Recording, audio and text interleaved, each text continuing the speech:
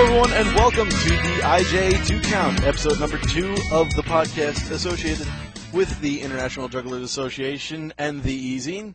I am the host, Richard Kohut, and this week with me, not this week, this month for the episode, we have probably one of the biggest names in the IJA. It's Matt Hall. Matt Hall? Hey, everyone. Hey, Richard. How you doing? I'm doing good. For those rare, unlucky few who haven't heard of you, who are you?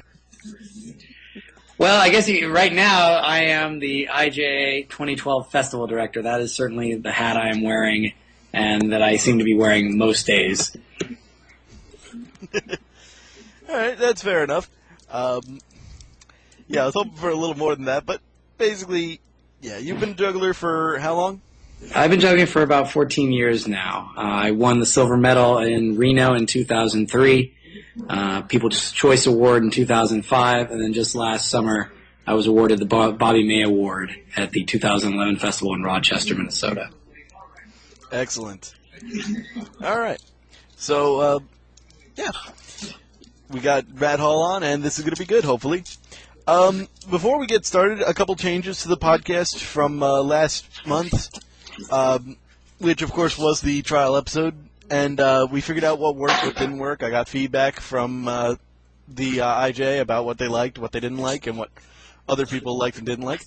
We're going to be doing away with a couple of sections, like the Twitter questions segment and the Juggler of this month in juggling history, because, number one, we'd like to shorten the podcast a little bit. An hour and a half is really long, they tell me. And the Twitter questions, we didn't get any. So that's done there. That's what's going on with the podcast. And it's going to continue to be once a month. And so our regular segments are going to be the IJA News, the Juggler of the Month, our Article of the Month, and the Trick Tutorial. So with that, what we're talking about in the IJA News is, since Matt Hall's here, he's going to talk about the festival, what new changes there have been, some more info coming up about it, and all this other great stuff. The IJA Ezine has now gotten its name chosen. That was just done today. Our Juggler of the Month section is going to be about Michael Karras, one of my favorite jugglers of all time. And I'm glad to say a good personal friend. Our article of the month will be notes and queries and a case full of clubs. Sorry, that was posted on January 28th to the Ezine. And then in our trick tutorial of the month, we're going to be having Matt Hall give you a couple tips on how to do the factory, which I'll admit I'm not very good at, but he is. So hopefully I'll learn something this episode. I hope so. With that, Matt, did you want to start talking about the IJA Festival coming up? Certainly. Let's start with the basic information. The IJA 2012 Festival will be held this year in Winston-Salem, North Carolina, from July 16th to July 22nd, essentially Monday to Sunday. It's our third time going back to Winston-Salem. We were previously there in 2007 and 2009. Mm-hmm. We already know the space. We know the people. They know us. They're happy to have us back. I think it's going to be a great fest. Certainly, we've had good fests there in 2007 and 2009. My goal is just to kind of keep this festival, 2012, up to that same level in terms of quality of guests and quality of events. Yep. I was there for the 2009 one in Winston-Salem, and I could say the only thing I really didn't like about that place was the carpeting. Yes, my understanding is that they have changed the carpeting since that time. I'm actually flying out there during spring break to actually look over the facilities again and meet everybody face-to-face and kind of get my hands dirty, so to speak, so that I know exactly what we can expect in July. But the word on the street is that they have changed the carpet. I don't want to confirm that, but that's what I've heard from the people that I know, and when I go out there, I'll confirm that. Well, if that's the case, then that is a huge plus. 'Cause that stuff, I almost lost stuff, and I am like completely obsessive compulsive about my props. So Everybody had the same problem. I had the same problem. I use yellow balls occasionally, and you'd lose them in the little golden trim on the red carpet. Yeah, it was pretty rough. So, since it's going to be the same place as the 2009 festival, is it going to be similar arrangements to the 2009-2007, where the Renegade show is going to be taking place down the street? All the shows are going to be in-house, upstairs, downstairs will both be open for juggling, et cetera, et cetera?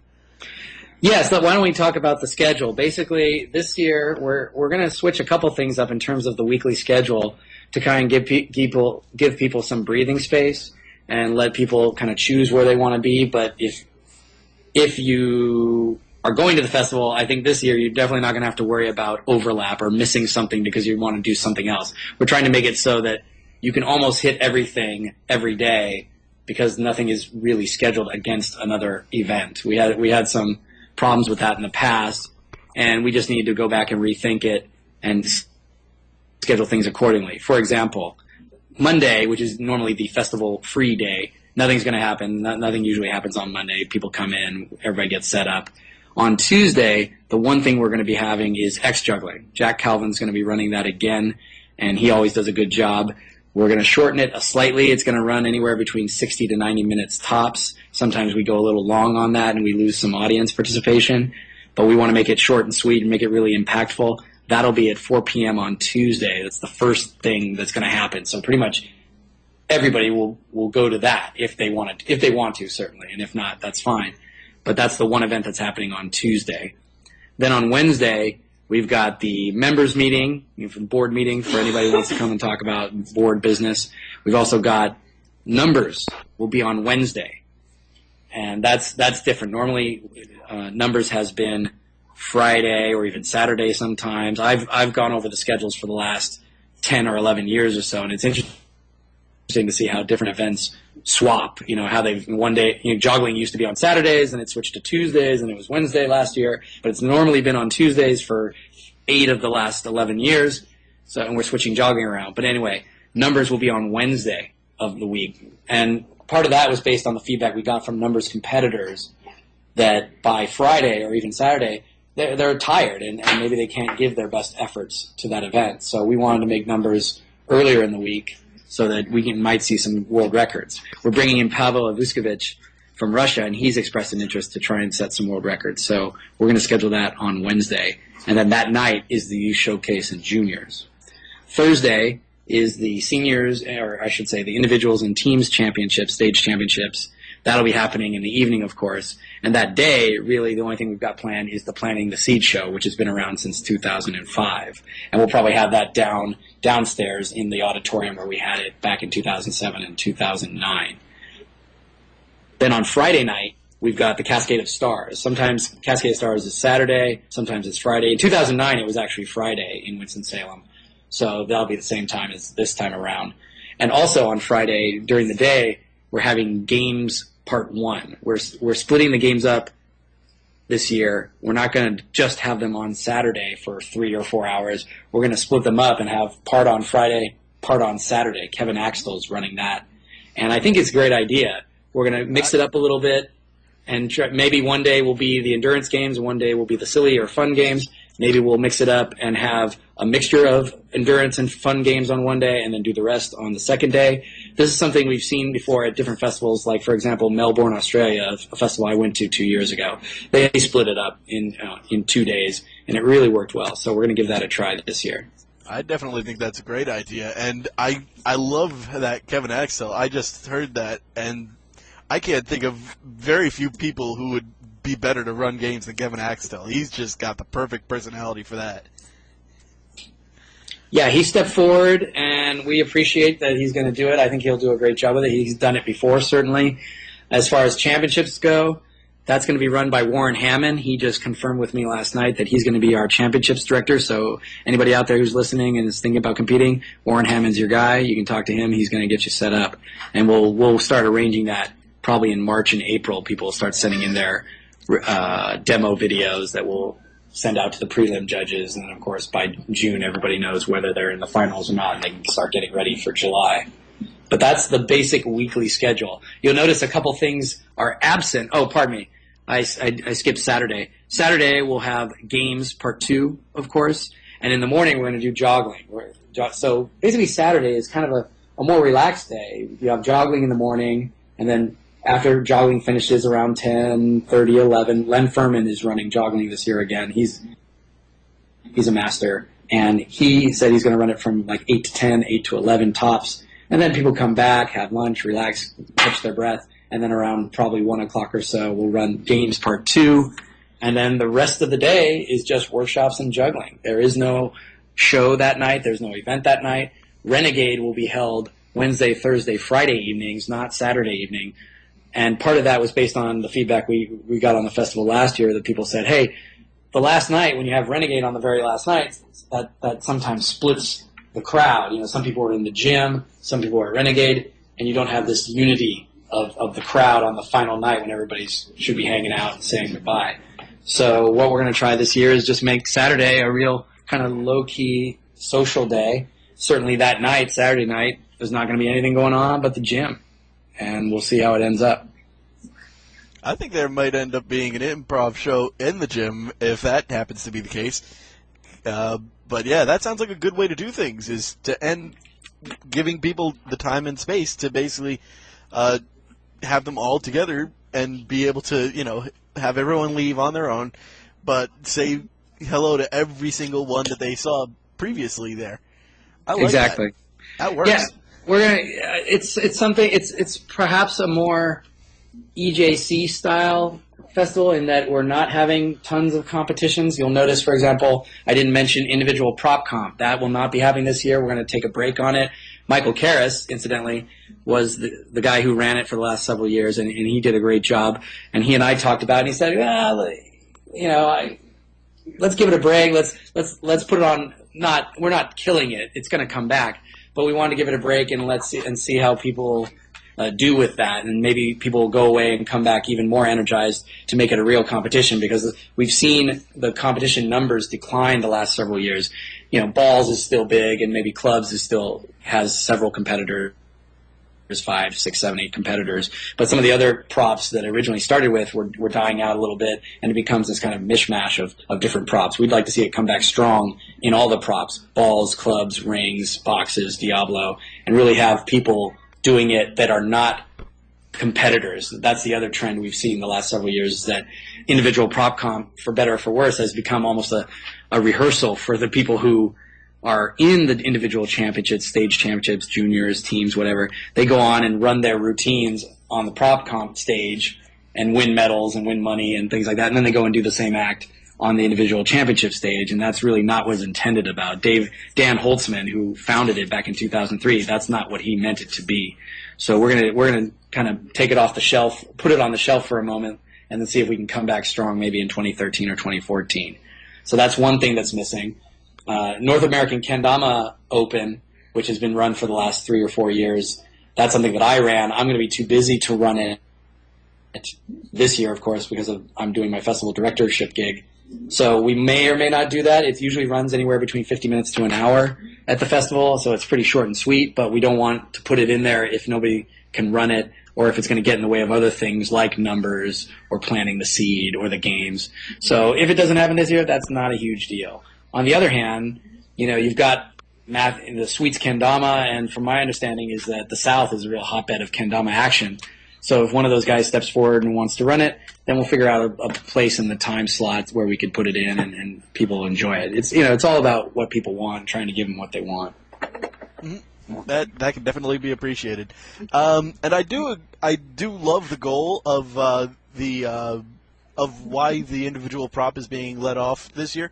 I'm not entirely sure that it's the best method to achieve that goal, but the goal is great, because I've noticed that a lot, and it's one of the things that, I mean, I hate bringing it up again because Jason has talked with me about it, but it's the thing that I've noticed about the WJF as well, is that it is sort of a competitor's thing. It's becoming this tight-knit group, and I noticed that in the IJA in 2009, too, where with what you were talking about, where the regular stage competitors were just coming on, doing their things, and earning some extra money, winning some extra medals and stuff. instead of other people who were not in the regular stage show coming up, and this being their chance to shine. So that happens, and we've tried to combat it as best we can, but people are going to do what they're going to do, and that's fine. Like I speak Japanese, and every year I have to be the one to tell the Japanese competitors who are inevitably they're there for the stage show and the stage competitions, but they also want to do prop comp because it looks fun and maybe earn some extra bucks. Mm-hmm. And I have to go to them and say in fluent Japanese, hey guys, that's fine. If you want to be an individual prop comp, that's fine. Do a different routine than the one you're going to do in the stage competitions. And they say, okay, no problem, we understand. And I know they understand because I can speak their language, so I know I speak it to them clearly, and I know they understand what I'm saying to them. And then they say, yes sir, no problem. And then lo and behold, we watch their prop comp act, and it's the same thing that's in their stage comp act. So we're gonna try and fix that one way or another. And once again, if we can't fix it, then we're just going to make it go away for a little bit. It's certainly not a punitive decision on our part or on my part, but we want to keep it fresh, and it was getting a little stale and it was getting a little redundant. So that's fine. Anybody wants to compete? I would say this year is your year to get on the stage competitions and push it. Push your level. Don't just do a 2-minute routine for prop comp. Put together a 6-minute routine or a 4-minute routine or an 8-minute routine for the stage comps, and go for the big prize. Aim high. Sounds good to me. What else? Let's see. Anything else about the fest? As far as our special guests, maybe want to. Oh yeah, that would be important. Yes, put that out there. So I already mentioned Pavel. He was a former guest of the WJF. He's really hot on the internet right now. I mean, he's pushing the limits. I'd say he's definitely one of the top technical jugglers in the world right now in terms of proficiency and what he's doing with numbers and balances and ball balancing. So he's the guy. He's coming in. Then we have Ryan Malors from the Ministry of Manipulation in Canada. Ryan and I shared a tent in Guadalajara at Barullo last June, and he blew me away, man. Both his acts in the gala show in Mexico were amazing. He's a great guy. He's a great teacher.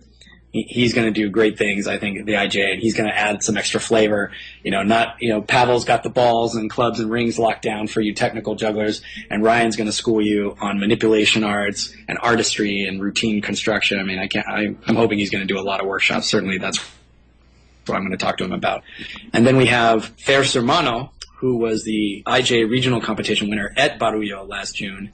She is a hooper, and once again, her hoop act at the competitions last June beat out Diablo act, ball act, club act, team acts, because the competition there was not just individuals against individuals, it was individuals versus teams and what have you. There were 14 acts originally that tried out, and she came out on top, and she's going to be in the Cascade of Stars teaching workshops. She's amazing. She's got such great energy. She's so young and fresh, and she's just starting out, but she's really poised. I mean, her act is polished. Then after her, we have Freddie Kenton coming over from the Netherlands. Niels Dunker and Dan Holtzman recommended Mr. Kenton to me, and after looking at his act, I mean, he's one of the last gentleman jugglers on the planet. He's been in the game for 30-plus years, been everywhere, performed everywhere, knows the game. I mean, once again, this is it's like when we brought in Kumar, back in 2005, 2006 in Portland. It's just one of those legends, and when he goes on stage, everybody's just going to see this. They're going to see an old guy walking on stage, but when they watch his act, they're going to go, oh my God, this is like Kumar, this is like Bob Bramson, one of the all-time greats, strutting on stage one last time, so to speak. I can't wait to see his full act, because I've seen little pieces, but I want to see the full thing live. And then last but not least, I would say right up there with Pavel in terms of their impact on the juggling world right now is IJA from Belgium and France. These four guys, standing ovations at the EJC, Israel convention. I was in Israel with them last April. I mean, EJC 2008, Freddie and Paul. The four guys are basically Eric Longel, who's originally from the Mad French Posse, two brothers, Jordan and Sander de Kuiper. And then you have Bram Dobbelaar, who's from Belgium as well. Sander and Bram were originally the duo Freddie and Pole, and they've rocked EJCs for years. These four guys, their full show. Once again, I'm gonna put it out there and stake my reputation on these guys. Their show is gonna blow people's mind. These guys are doing things with clubs that nobody else is doing. These guys are the cutting edge of club manipulation, club juggling, ball manipulation, ball style. I mean, it's not that they're not just, how should we say, the artsy jugglers that you would look at and say, oh, but they don't throw the props around. They're just holding them and manipulating them. They do both. They've got the freshest mix of the new style and the old school. Once again, get ready for their show, man.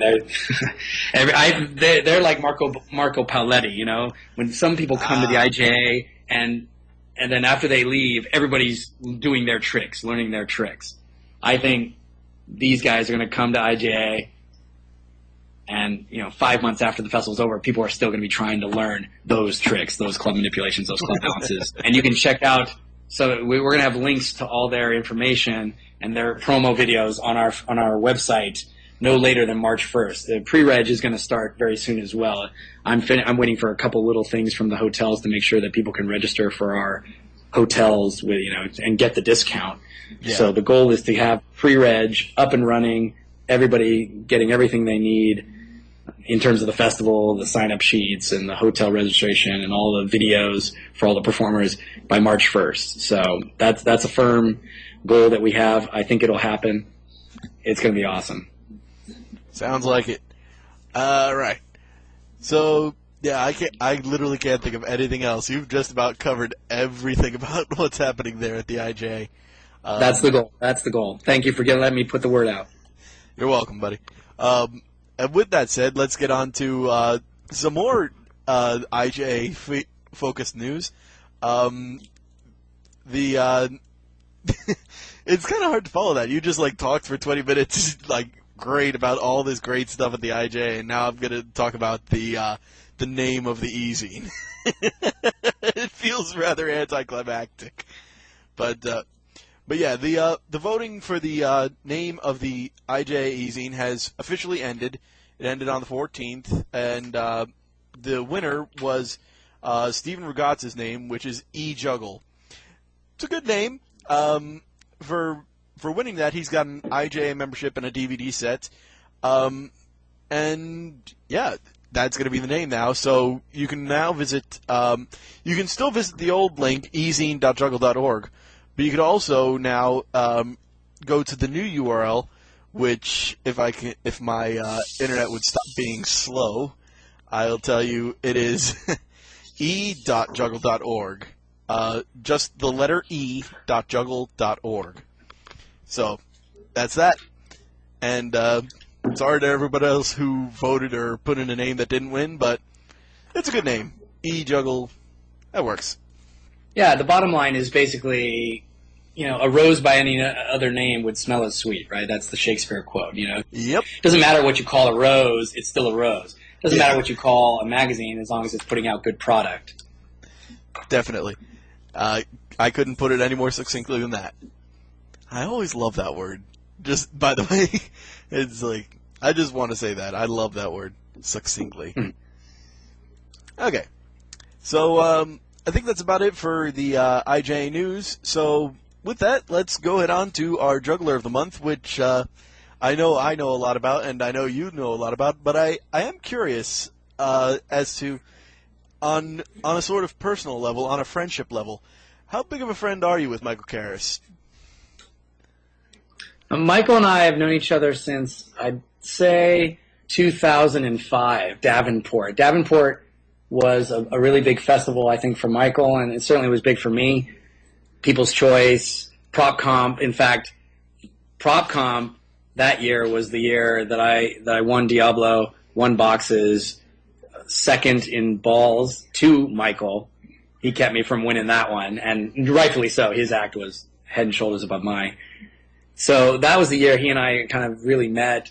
That was the year I was writing for the IJA magazine, or at least I started writing for the IJA magazine and reviewing product. And I started getting all these products from Michael in terms of his videos that he was putting out.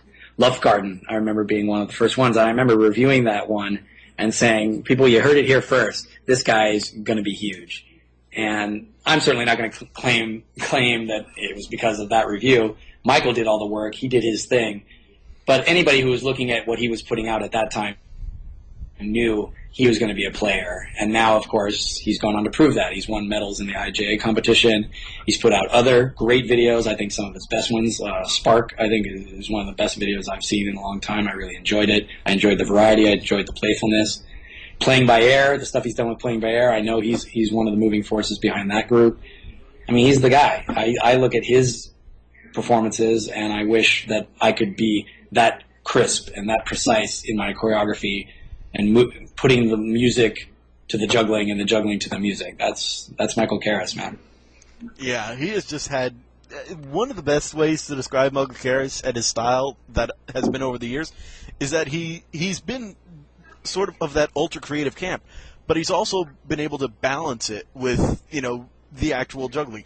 He's blended the two together so that it's not just this weird random artistic expression. It's like it's tough to make an analogy for. It's like if an abstract painter decided to use abstract style and abstract techniques to paint landscapes.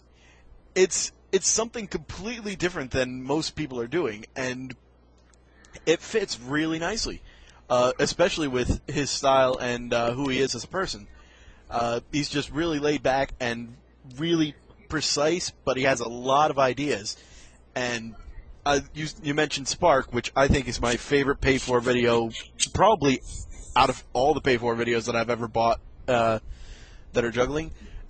You've actually known him longer than I have, since you mentioned 2005. I started juggling right around 2004, and I really didn't know him at all, though I was watching his videos during the Juggling Insanity era with things like Matter Over Mind, Heart of a Champion, and then the creative stuff like We Loss, what's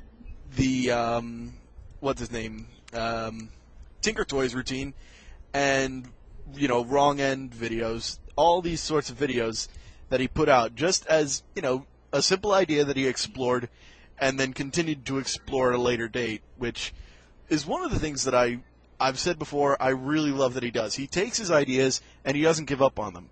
He continues to build and build and build until, you know, and even once he's finally got something, he's not done with it.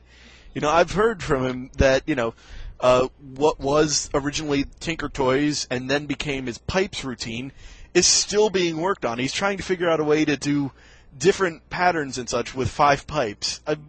It's incredible to me that he's, and this is the thing that he shares with my other favorite juggler of all time, Greg Kennedy, is that, you know, even after they've gotten a routine that is completely successful, you know, everyone would normal jugglers would just stop and go, okay, this is a good routine, it's good enough, I'm not going to change it. He continues to build on it. He doesn't stop at that point. He continues after that, which is incredible to me. It blows my mind every single time I think about that. It's this idea about never being satisfied. It's about there's always one more thing to do with it. It's great. I think Michael decided a long time ago that he's going to be in this for the long term, not just as a juggler, but as a performer, as an artist. I mean, that I understand is his major. I mean, why he went to college, theater studies, theater arts, dance. He's using all of those elements in his performances and in his juggling.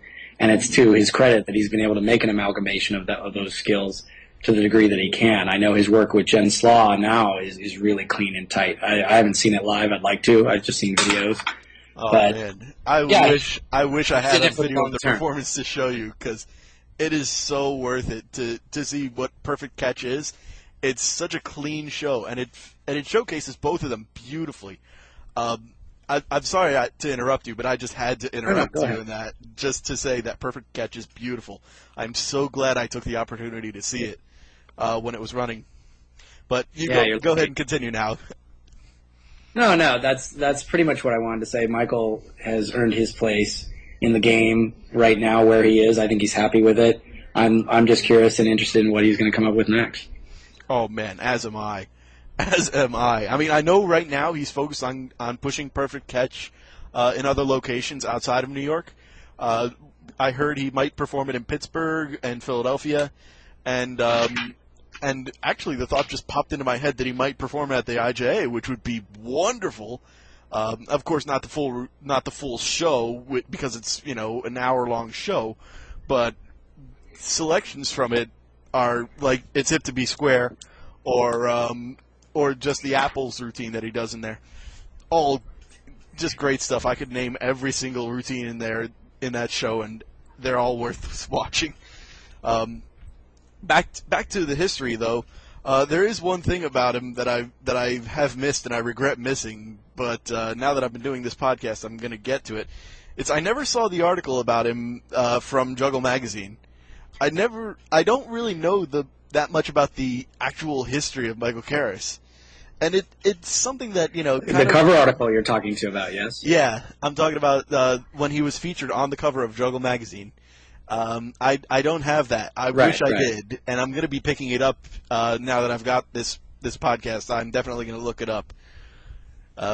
What do you remember that article and some of the stuff that was in it? It basically traces his roots, how he started, his early work in the theme parks. Those are the things I remember, because I know, and theme parks are a great place to work on your act.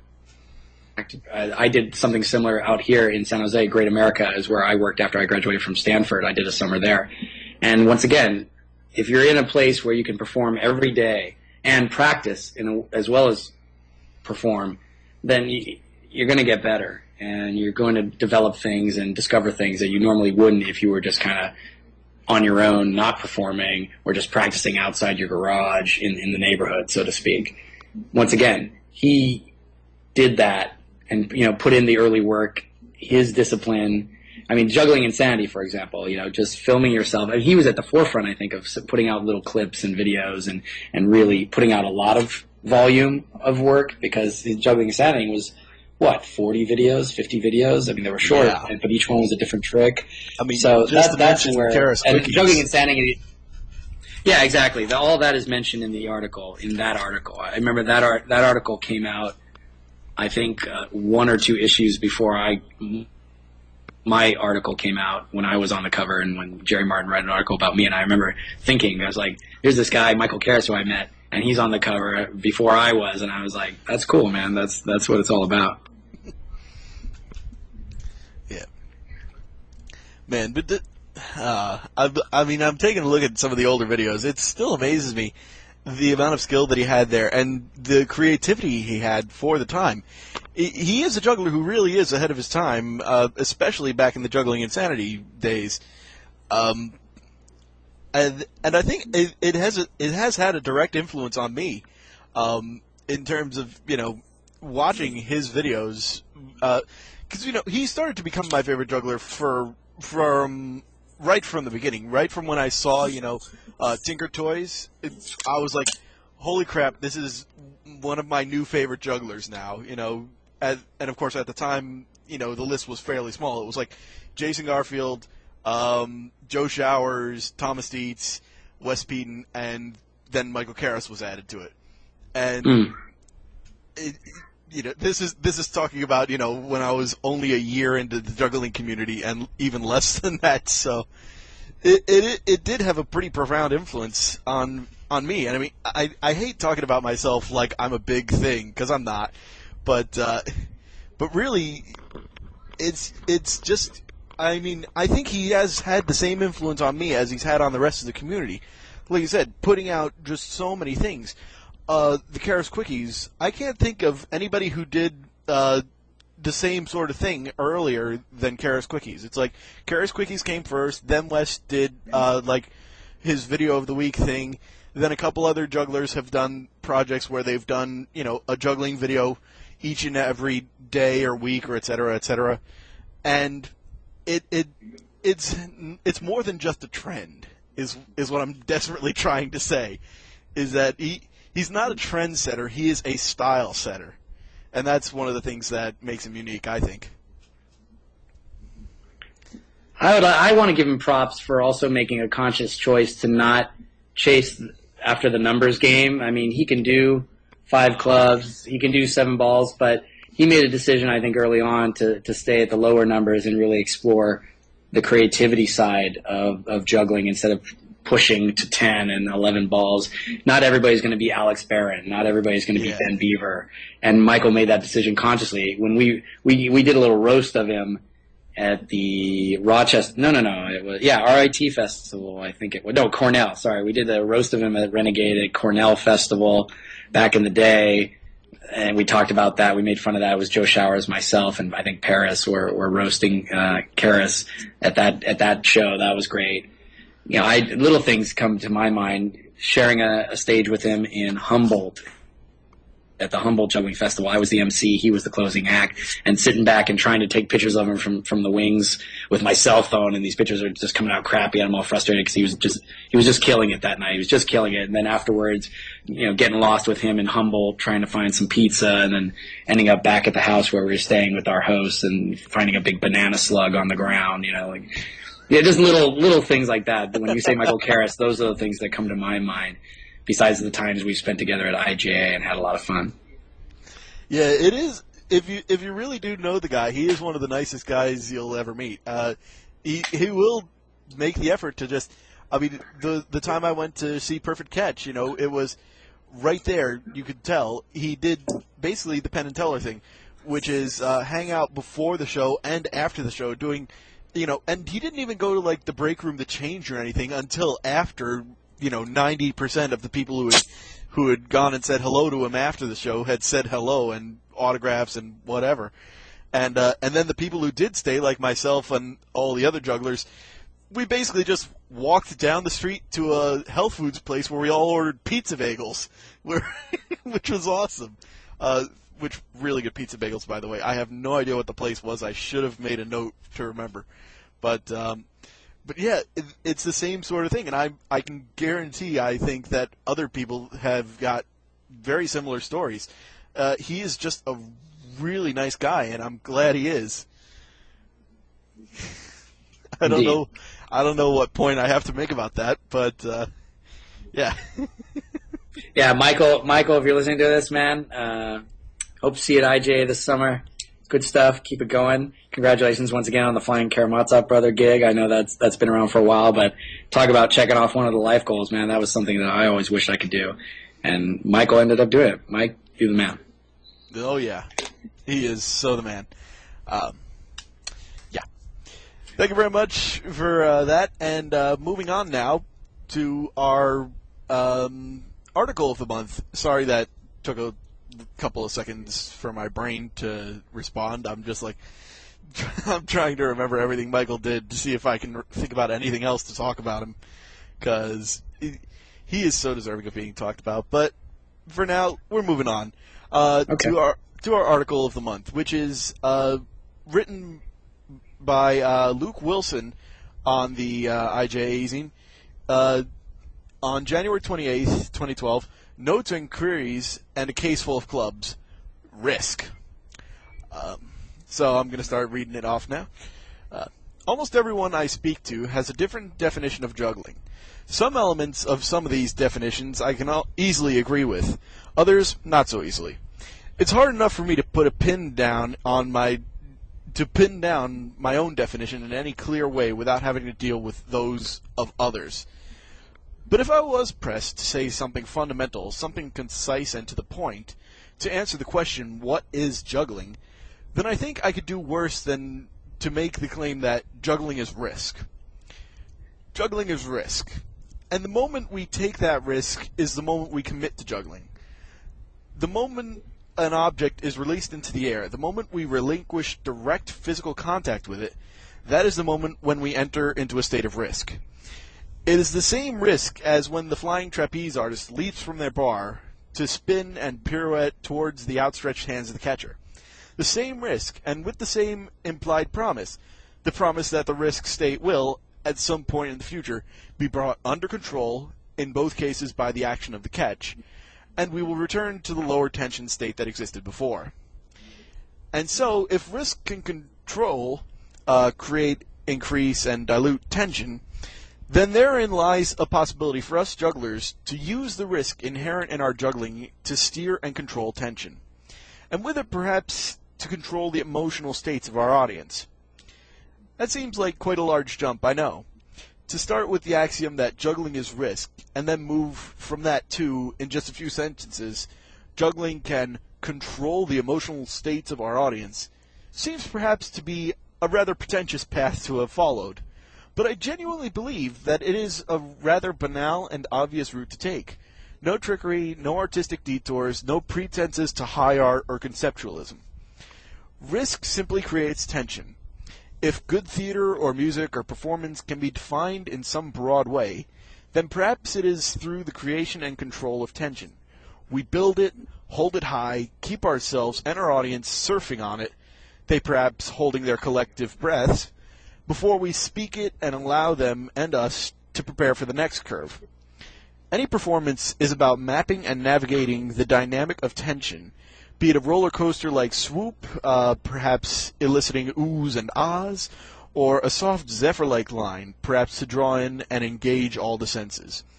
When we can hear a pin drop, when spontaneous and natural applause or laughter occurs, it is because of these changing levels in tension. And as jugglers, we have the possibility to control these levels of tension and build and their release through our technique. On a more everyday note, it's the reason why the audience often claps when a juggler drops, because in that moment they have to release the tension that is built up inside them, and the simplest collective way for an audience to release tension is through applause. Laughter is another typical way, and any good comedian knows. Controlling an audience's laughter is also all about controlling the buildup of tension, to be released at the appropriate moment, typically with the punchline. And so we come to our dilemma. As a juggler, risk is my most natural tool for controlling a dynamic of tension, but as a juggler, I wish to eliminate all risk from my performance. How can I reconcile the two apparently contradictory statements? The starting point is to come to terms with the simple realization that we can never eliminate all risk from a juggling performance. After all, juggling is risk. If there was no risk, there would be no juggling. Every juggler who has ever performed, every juggler who ever will perform, has, does, and will drop and make other mistakes. This is probably the only concrete statement that can be made about juggling, the principle upon which all others can agree. And it holds true whether that performance consists of showing a fellow juggler a new trick, or performing at a world-class level before a paying audience. Every juggler shall drop. It is a realization that seems at times to be depressing, but one that can also liberate and free our juggling. I continue to strive towards perfect performances, to train and rehearse with the goal of delivering my work flawlessly, but I know that I can never offer no guarantees. I know that I can offer no guarantees, not that I can't offer any guarantees. Sorry, that would be my fault saying that as the reader. And it is that very quality of not being able to promise perfection which gives juggling its unique value and depth. I have slowly come to understand that my own likes and dislikes of juggling performances are directly tied to this issue. I can easily say that I like that act or I hate that act, but where does that gut reaction come from? More and more, I see that it comes from how the juggler on stage deals with risk. I hope by now it is clear that by that I don't mean particularly or mainly the technique itself, but rather the content around the technique. I take it as a given that the juggling is potentially flawless, although we can accept that it can never truly be so, see above. We should be taking no technical risks beyond those inherent to the act of juggling itself.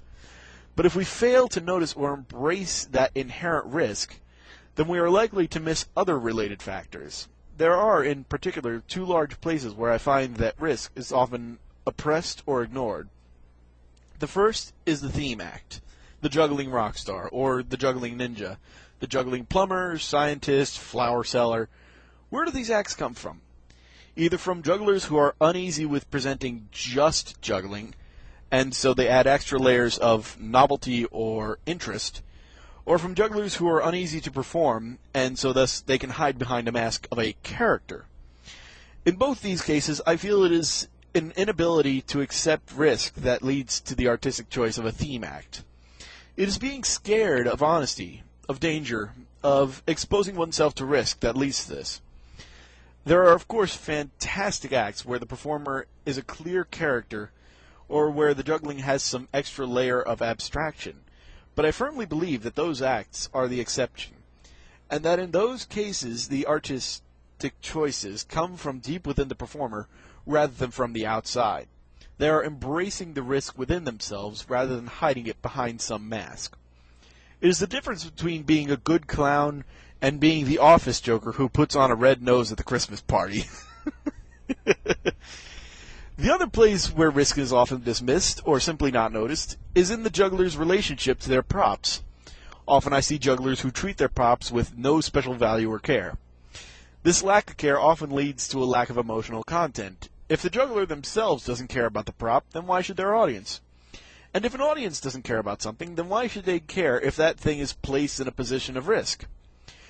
In some disciplines, it is natural that the audience cares about the object. If a person flies through the air from trapeze to catcher, if they are in a clear position of risk, then it is natural that I, and any person of any culture, care about them.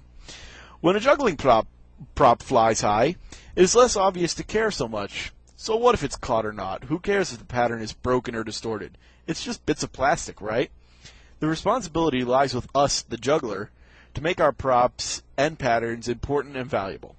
If we don't care about them, then why should anyone else? And if no one cares, if nothing is at stake, then we have no risk. Every time we throw an object, we embrace risk. It is our statement of intention and a commitment to our audience and to ourselves. A commitment to juggling and a commitment to flawed imperfection. A commitment to care and a commitment to risk. Juggling is risk, and that risk is what makes it unique and precious and valuable. And that is something we should celebrate. By Luke Wilson. I could not agree more with this, and there are even more examples that I can think of right off the bat, but I'll let Matt have a chance to speak because I need a glass of water. Well, I mean, once again, this is the master teaching. This is Luke Wilson. It's not. There's not much I could add to his own words that he needs me to add. The other thing I'll point out is that we're at currently 50 minutes on our clock, so I don't want to make the podcast go longer than we originally planned. Yeah. But yeah, I mean, bottom line is Luke Wilson knows what he's talking about when it comes to performance. Anybody out there, you're working on an act, you need some help. If Luke Wilson is in your town, buy him a nice cup of coffee. Take him out to lunch and pick his brain if he will let you. That is my advice. Sound advice. The thing that I want to comment on is another little thing that I noticed from the second to last paragraph where he talks about who cares about a juggling club. It's a piece of plastic. I think that's also one of the reasons why a lot of us as jugglers kind of look down upon people who juggle torches or knives because it's kind of a cheap way to make the person care about the prop is because it's adding risk to it. The risk being that if I catch this on the wrong end, it'll either cut me or burn me. So, more risk means more attentiveness, but it's a cheap way to do it, And that's a realization I had as I was reading. But yeah, you're so right. This is a beautiful article, and I mean, there's just such great logic in that, and yeah, it takes a lot of effort to put that risk in front of the audience in a way that they can appreciate. But yeah, as for going over time, I think we can go over a little bit and still be fine. After all, we still have to talk about our trick tutorial of the month, which I suppose we'll get into right now. Let's do it. The factory. The factory. Yeah, I don't want to swear on this podcast, but it is the bleep factory. You can probably tell I don't really care for this move much because I find it incredibly difficult. But you've been known to do insane factory variations. I saw you at Cornell a couple of years ago, basically doing with 5 balls, doing one high, then 744, 744, with the, or what was it? It was 7 something something something, where the 3s were factories in the middle of this massive site swap thing. By Ben Beaver in. Did you hear? I'm sorry, I want to make sure I didn't lose you. No, you didn't lose me. I'm still here. Oh, okay, sorry. My mic popped a little bit. But the trick was taught to me by Ben Beaver in 2004 at the BJC in Derby. Okay. And the trick is B633-633. It's basically throwing one ball high, and then you're in the 4-ball trick, 633-633, with the 3s carried as factory carries. Machine, some people call it machine, some people call it the factory. Charlie Dancy's Encyclopedia of Ball Juggling calls it the factory, and that's what I've always called it. That's how I learned it, actually, is from Charlie Dancy's Encyclopedia of Ball Juggling. And now, people have taken it to whole new levels. Matthew Tiffany, I think, is the guy, or one of the guys with it. He does some great stuff with it. He was the one that taught me 7-6-3-2-4-2 with the factories carried on the 3. Kome Aoki does some great stuff in his 3-ball axe in his, I think it was 2007, perhaps, maybe 2005, either 2007 or 2005. His individual juniors routine with 3 balls only, his factory variations. A lot of what I use in my workshop, I learned from him. Then you've got Ben Beaver, of course. He taught me a lot. Kazuharu Shindo-san in his act, when he won in 2005, he did some 4-ball factory stuff that's still, I think, some of the cleanest and really good. And now people are just pushing it even more. I'm doing 6-ball factories now. Oh my God. And I've been working on a 7-ball factory variation. What? Now there's multiplex ones. There's multiplex ones you can do, obviously, with 6 and 7 balls. But I'm trying to do a regular clean 7-ball factory trick where it would be something like, in this case, it would be AAA 633, and then back into the regular cascade. So you have to blast 3 high. So eventually you have to get into a 3 or 4 ball trick where you can actually factory 1 ball. Any side swap that's got a 3, you can pretty much, or if you have a 3-3, you can factory it. But to get a 3-3 and a 7-ball cascade, you're going to have to put some B's and A's up there probably. Yeah, to make room. Oh wow, that's exactly. Oh man. Let's actually talk about the trick though. The trick, for those who don't know what a factory is, just in case you're one of those rare few, is where you're in the middle of a 3-ball cascade. You throw one of the balls up and catch it right at its apex before it falls into your hand, and you laterally move the ball in your hand to the other side where you drop it again, and it falls straight down back into the pattern. What are some of the tricks to doing this trick? What are some of the tips that you would have for people who are first learning?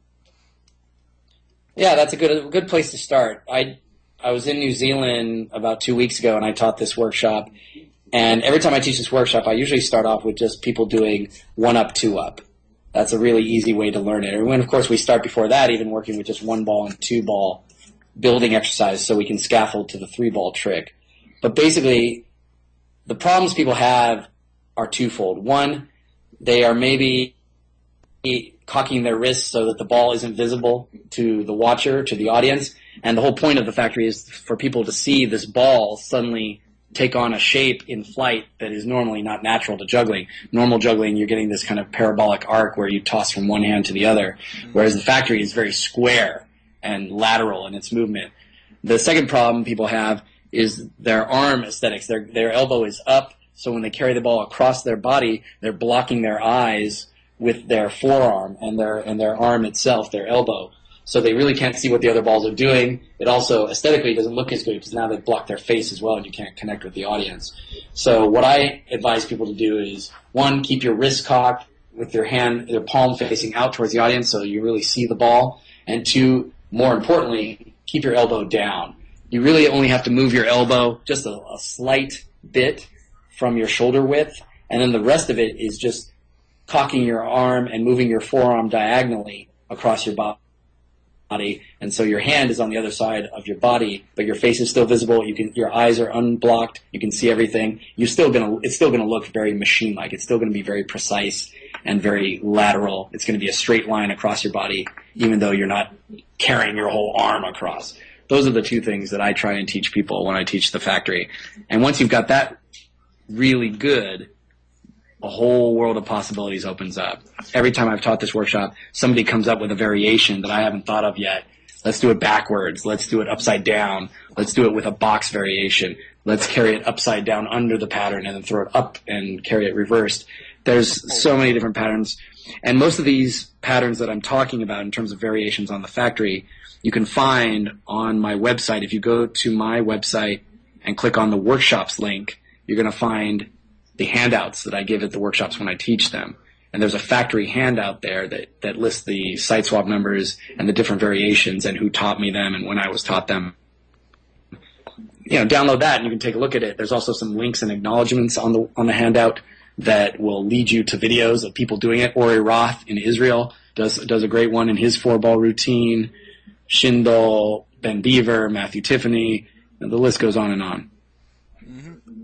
Yeah, and I was going to say, back when you were talking about how you keep your elbow in and don't move your elbow that much, that also helps with the efficiency, it would seem, because moving your entire arm is a huge motion, but just keeping your elbow in and moving just your forearm is much faster, much more efficient.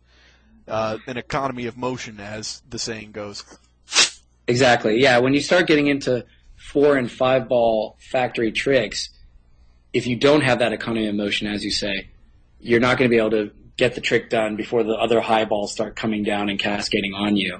I mean, when you're doing a 9-7-5-3-1 factory and you're cascading and you're carrying, or factory carrying the 3 under the 1, or over the 1, and you've got a 9-7-5 to deal with as they're coming down, you got to be fast and you need to have your eyes unobstructed. And the only way to do that is your arm technique. It's all about body placement, arm placement, and technique. Mm-hmm. Most definitely. So, where can people go to the website to find the workshop handout? Very simple. If you just do a search for Juggle Sensei through Google, or the actual URL is jugglesensei.net, and the Juggle Sensei is all one word, JUGGLESENSEI.net. Sounds good. And that also sounds like a good place to end on, unless you had any other tips about it. No, look at us, man. Precisely 1 hour exactly. It just turned to 1 hour. Exactly. So there you go. That's a good length, I think. Thank you very much for listening, everyone. I have been Richard Kohut. If you can get in contact with me, or you'd like to get into contact with me, rather, you can find my website is reeses2150.com, REESES2150. That's also my YouTube name, my MSN, just about everything I do under that alias. And of course, Matt Hall you can find at Juggle Sensei.